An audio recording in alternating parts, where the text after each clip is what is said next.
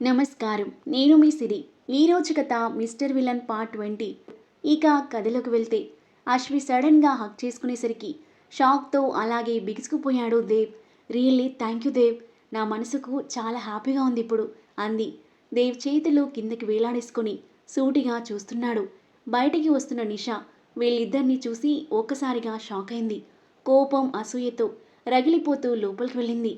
కొన్ని క్షణాలకు తేరుకున్న అశ్వి మెల్లగా దేవ్కి దూరం జరిగి నిల్చుంది. మదిలో కొత్త అలజడి చెలరేగుతుంటే మామూలుగా ఉండడానికి ప్రయత్నిస్తూ పద లోపలికి అంటూ గంభీరంగా ముందు నడిచాడు. అశ్వి అతని వెనకాలే నడిచింది. గ్రాండ్మా, శత్రువు పగ అంటూనే దేవ్ దానికి దగ్గరవుతున్నాడు. దాని సంతోషం కోసం అన్నీ చేస్తున్నాడు. ఈరోజు దాని చెల్లిని తీసుకొచ్చాడు. ఇంకో రోజు దాని తండ్రిని కూడా తీసుకొస్తాడు. మీరు చూస్తూ ఉండండి అంది నిషా ఉక్రోషంతో ఏడుస్తూ.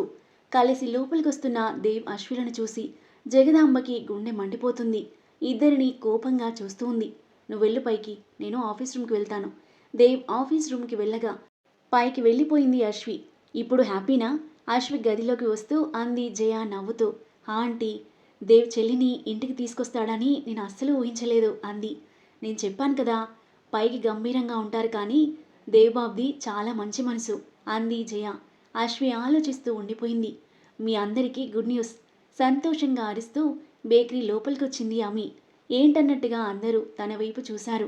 నేను అక్క వాళ్ళ ఇంటికి వెళ్ళాను అని ఆమె అనగానే, నువ్వు అక్కడికెందుకు వెళ్ళావే? ఆ దేవ్ చూస్తే చంపేస్తాడు అంది లత కోపంగా.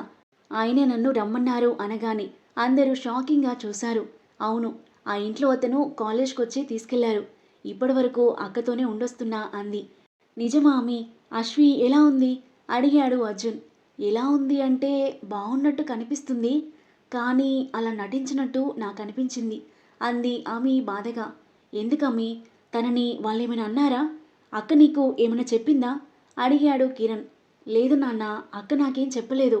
నాకే అలా అనిపించింది. కాకపోతే దేవ్ అక్కకి కొంచెం సపోర్ట్గా ఉన్నాడు అనిపిస్తుంది. అదే కొంచెం రిలీఫ్గా ఉంది అంది.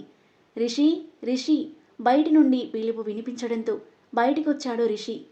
రిషిని చూడగానే మహి మొహం 1000 వోల్టుల బల్బులా వెలిగిపోయింది. రిషి, ఎలా ఉన్నావు అని మహి సంతోషంగా చూస్తుంటే రిషి బ్లాంక్ ఫేస్తో చూస్తున్నాడు. రిషి, నేను మహిని, నీ మహిని. మనిద్దరికీ ఎంగేజ్మెంట్ కూడా అయింది. నీకేం గుర్తులేదా అని అడిగింది. రిషి షాకింగ్గా చూశాడు. తలంతా తిరుగుతున్నట్టుగా అనిపిస్తుంటే, ఎవరు నువ్వు? నువ్వేమంటున్నావో నాకు అర్థం కావట్లేదు. నువ్వెవరో నాకు తెలియదు అని మహి పిలుస్తున్నా వినకుండా లోపలికి వెళ్ళాడు. రిషి ఎవరు అని ఆమె అడుగుతున్నా వినకుండా ఫాస్ట్గా పైకి వెళ్ళి తల పట్టుకొని సోఫాలో కూర్చున్నాడు రిషి. ఎవరొచ్చుంటారు ఆలోచిస్తూ బయటికి వచ్చింది ఆమె. కింద కూర్చొని ఏడుస్తున్న మహిని షాకింగ్గా చూస్తూ దగ్గరకొచ్చింది. ఎవరు మీరు? ఇక్కడేం చేస్తున్నారు అంది అనుమానంగా చూస్తూ. ఆ మాటలకు పైకి లేచింది మహి. రిషితో ఆ వీడియోలో ఉంది నువ్వే కదా? నా పేరు మహి, రిషి ఫియాన్సిని అంది. ఆ మాటలకు ఆమె గుండెల్లో అగ్నిపర్వతాలు బద్దలవగా కళ్ళలో నీళ్లు తిరిగాయి. ఏమంటున్నారు మీరు అంది ఆమె నమ్మలేనట్లుగా చూస్తూ. అవును, తను నా బావ. మా అత్తమామ చనిపోతే చిన్నప్పటి నుండి మా నాన్నే పెంచారు. మాకు ఎంగేజ్మెంట్ కూడా అయింది. కొన్ని రోజుల్లో పెళ్ళి అనగా రిషి కనిపించకుండా పోయాడు. మళ్ళీ ఇన్నాళ్లకు మీ వీడియో ద్వారా నా రిషి నాకు దొరికాడు అంది కళ్ళనీళ్లతో. ఆమె అలాగే బ్లాంక్గా చూస్తుండిపోయింది. నేను రిషితో మాట్లాడాలి. నా రిషి ఎవరు లేని అనాథగా ఇంకా ఇక్కడ ఉండాల్సిన అవసరం లేదు. తనని నాతో పాటు తీసుకెళ్తాను అని లోపలికి వెళ్ళబోయింది మహి. షాక్ నుండి తేరుకున్న ఆమె, ఆగండి, నేను చెప్పేది వినండి. మహి చేయి పట్టుకుని బయటికి తీసుకెళ్ళింది. రిషికి గతం గుర్తులేదు. తను స్ట్రెస్ తీసుకునే విషయాలు చెప్పినా, గతం గుర్తు చేసుకోవడానికి బలవంతంగా ప్రయత్నించినా అతని నర్వ్ సిస్టమ్ దెబ్బతినే ప్రమాదం ఉందని డాక్టర్స్ చెప్పారు. తన ఫ్యామిలీ గురించి తెలిసినందుకు నాకు చాలా హ్యాపీగా ఉంది. కానీ ఈ టైంలో చెప్పడం మంచిది కాదు. తను కొంచెం సెట్ అయ్యాక నేను చెప్తాను. ప్లీజ్ అర్థం చేసుకోండి అంది ఆమె. మహి ఆమె వైపు కోపంగా చూస్తూ, రిషిని పెళ్లి చేసుకుని తన వెనుక ఉన్న ఆస్తి కొట్టేయాలని ప్లాన్ చేసావు కదా? అందుకే రిషికి నాకు ఎంగేజ్మెంట్ అయింది అనేసరికి నాటకాలు ఆడుతున్నావు అంది. మీరు నన్ను అపార్థం చేసుకుంటున్నారు. నాకు అలాంటి ఉద్దేశం లేదు. రిషి మిమ్మల్ని నిజంగా ప్రేమిస్తే ఆ ప్రేమను రిషి నుండి దూరం చేయాలి అనుకోవట్లేదు నేను. రిషి గురించి ఆలోచించే చెప్తున్నా. మీకు రిషి ఆరోగ్యం గురించి కేర్ లేకుంటే వెళ్ళి చెప్పండి, వెళ్ళండి అంది ఆమె సీరియస్గా చూస్తూ. తన మాటలకి వెనక్కి తగ్గింది మహి. ఓకే, నువ్వు చెప్పినట్టే వెయిట్ చేస్తాను. కానీ ఏదైనా తేడా వచ్చిందో నీ అంతు చూస్తాను. రిషి కోసం నేను ఎంతకైనా తెగిస్తాను. కోపంగా చెప్పేసి వెళ్ళిపోయింది మహి. ఆమె మనసంతా బాధగా అనిపించింది. రిషి వేరొకరికి సొంతం కాబోతున్నాడు అనే చేదు నిజాన్ని తన చిట్టి గుండె తట్టుకోలేకపోయింది. మెట్లపై కూర్చొని ఏడుస్తూ ఉంది. కాసేపటికి తేరుకుని రిషి దగ్గరికి వెళ్ళింది. తలకి క్లాత్ గట్టిగా కట్టుకొని పడుకుని ఉన్న రిషిని బాధగా చూస్తూ రిషి అని మెల్లగా పిలిచింది. కళ్ళు తెరిచి చూసిన రిషి మహి తనతో అన్న మాటలు గుర్తొచ్చి దిగ్గున లేచి కూర్చున్నాడు. అమి తను ఎవరు? నాకు తనకి ఎంగేజ్మెంట్ అని ఏదేదో మాట్లాడుతుంది అన్నాడు రిషి టెన్షన్గా చూస్తూ. నువ్వేం టెన్షన్ పడుకో, నేను కనుక్కుంటాలే. బేకరీ క్లోజ్ చేసి ఇంటికి వెళ్దాం పదా అంది. సరే. లేచి ఆమె వెనకే కదిలాడు రిషి. ఆఫీస్ రూమ్ నుండి తన గదికి వెళ్తున్న దేవ్ అశ్వి గది ముందు ఆగాడు.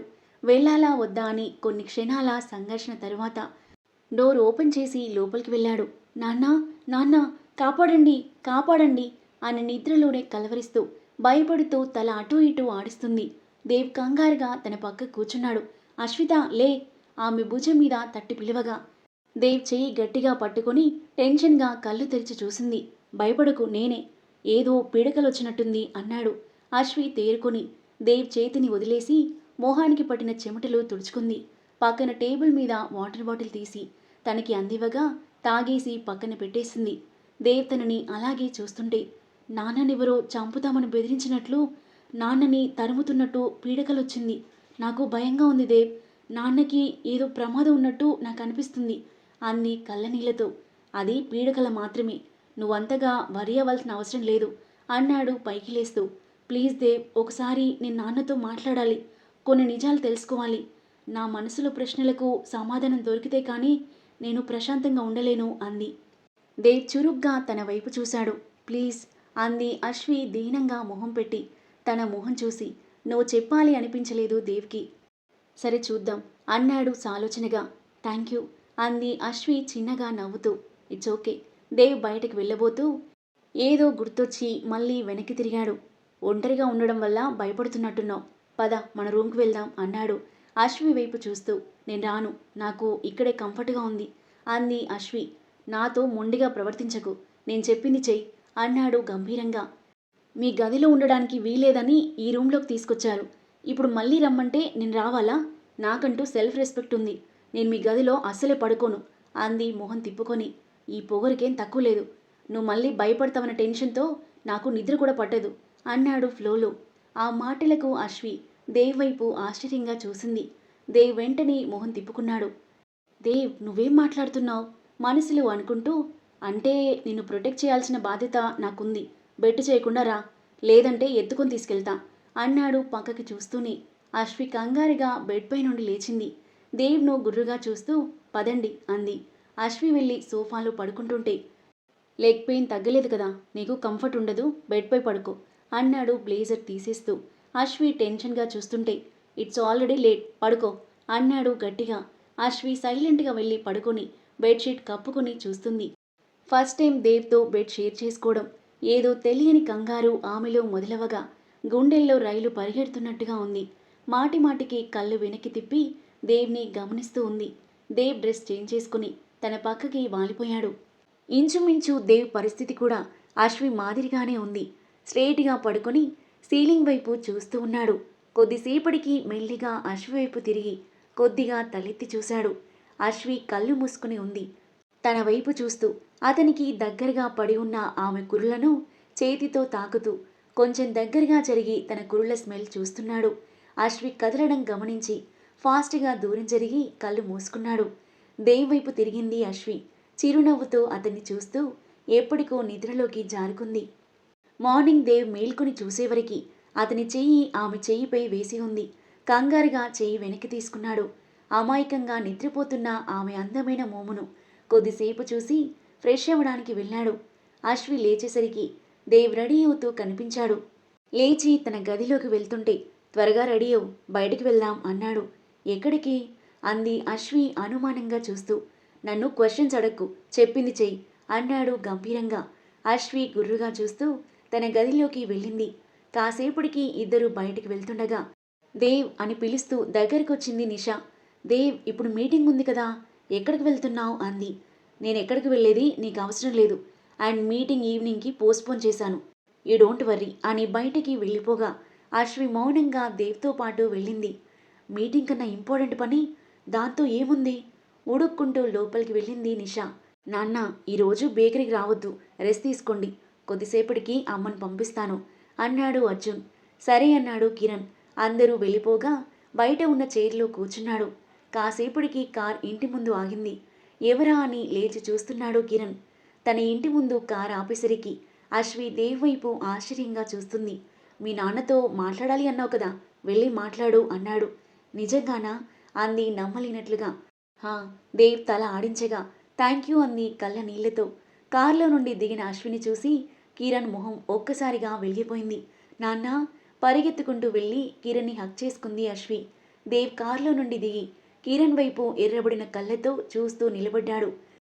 దేవ్ వైపు భయం భయంగా చూస్తూ రా తల్లి అని అశ్వితో పాటు టేబుల్పై కూర్చున్నాడు.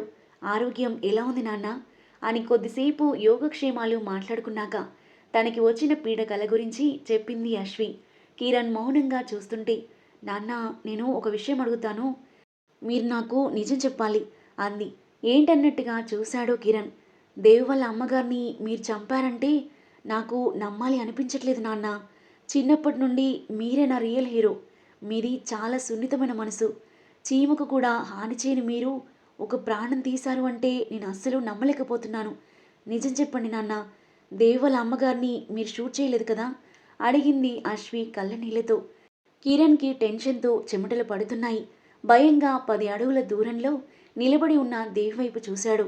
కళ్ళలో నిప్పులు చిమ్ముతూ కిరణ్ వైపు చూస్తున్నాడు. అతని చూపుల దాటికి తట్టుకోలేక తలదించుకున్నాడు కిరణ్.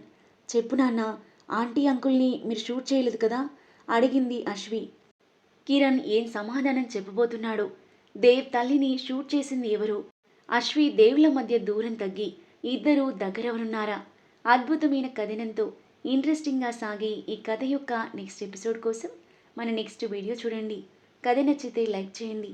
ఇంకా ఇలాంటి ఇంట్రెస్టింగ్ స్టోరీస్ కోసం మన ఛానల్ని సబ్స్క్రైబ్ చేయండి. Thank you for listening.